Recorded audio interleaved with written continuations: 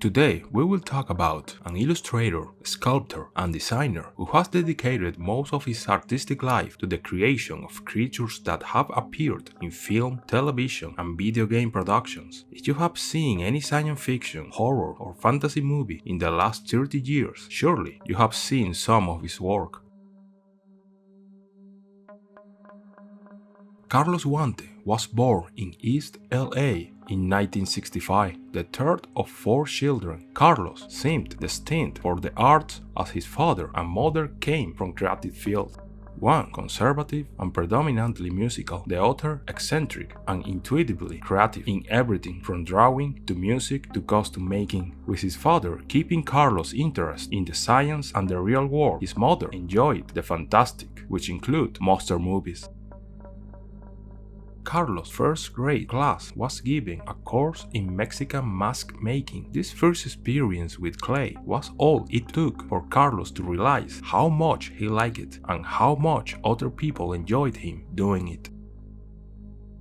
His interest in music grew side by side with his interest in drawing and illustration. So at that time, he was not sure what artistic activity to focus on until he had to decide between going to a tech private high school to study architecture or to a public school where he could study whatever he pleased. He chose the first option, but as the school would have the final say as to which profession would best suit him, they decided to make Carlos a printer. After only 1 year, he decided that this school was not for him.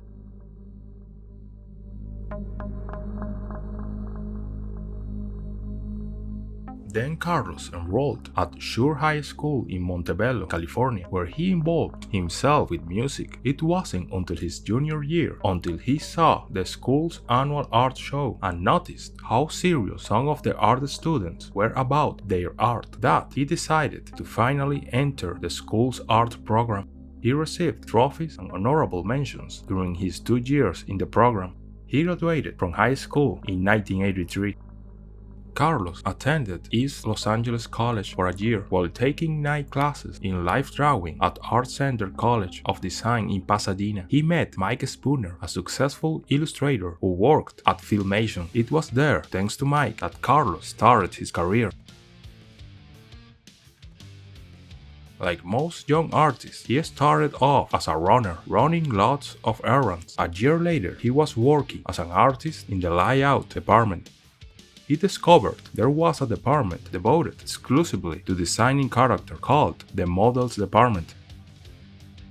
He left Filmation and started work as an assistant layout artist at Robbie and Spear, the sister company to Hanna-Barbera, but Carlos still hadn't found what he was looking for until he found a job as a character designer on the Ghostbusters animated series. Carlos considers this the true beginning of his career.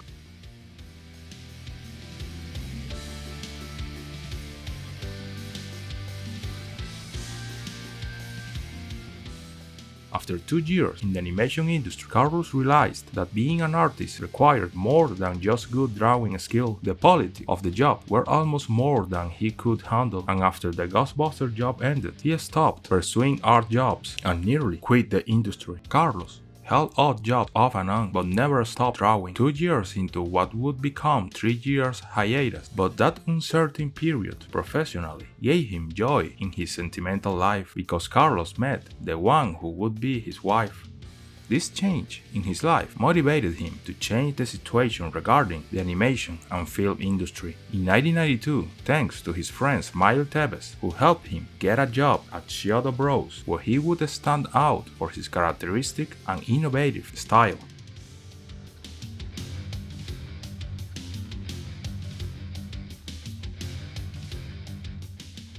From that moment, he began to work incessantly focused on the design of characters, especially monsters, fantasy and science fiction creatures for cinema as a conceptual artist. The list of cinematographic production in which he has participated is very extensive, in which there are science fiction movies such as Men in Black 1 and 2,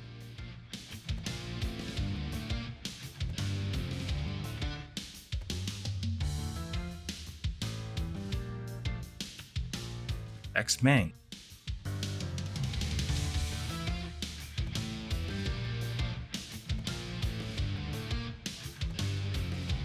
Hellboy, Prometheus,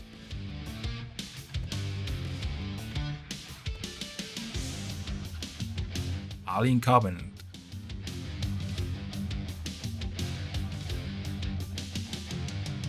also horror movies like It, and fantasy like Alice in Wonderland, Noah, The Spiderwick Chronicle, Detective Pikachu, and Fantastic Beasts. Carlos said about working as an artist in the movie industry. Artists can make a good living working in film, but as far as individual expression goes, don't expect too much. Film is a collaborative effort. It's like being in a rock band with an egotistical guitar player and an exceptional, spoiled lead singer. As an artist, you usually get treated like a roadie, even though, as the artist, you are probably the one leading the project creatively. You may think that this is a jaded view of the industry, but unfortunately, it's just the plain truth. It's what we do after knowing these things that make us either a cynical, miserable husk of a person or a strong, self-inspired creator who is resilient under pressure and can continue to produce new, fresh ideas as well as inspiring others. His incredible creative ability has opened doors to work with the greatest in the film industry, renowned makeup and visual effects artists such as Rick Baker and Rob Bottin, and directors such as Steven Spielberg, Ron Howard, and Guillermo del Toro have counted on his creatures and monsters. And it is that his monster designs are usually the works that most captivate the attention of the audience. Many people throughout his career have asked him why he has chosen such a dark subject as his creative interest, to which he has replied as follows. In high school, I remember my art teacher, before she realized she had no chance of swaying my interests, suggested to me that I should explore more pleasant subject matter, flower and such. My response is that I don't see aliens and monsters as dark subject matter, but as the contrary. Life is full of good and bad. Some of the scariest things I ever seen or heard of are people's action toward one another. The artwork I do is fantastic, it's science fiction. It's not real, it's imaginary, so please don't take it so seriously. Although some of my pieces are metaphorical depictions of real life, artwork of this nature should not be judged as dark, good, or bad. His creations are not only born from his natural talent and his feverish creativity, reading and studying human and animal anatomy, as well as the careful observation of the small details of the different bodies, had been fundamental for the development of his exceptional skills.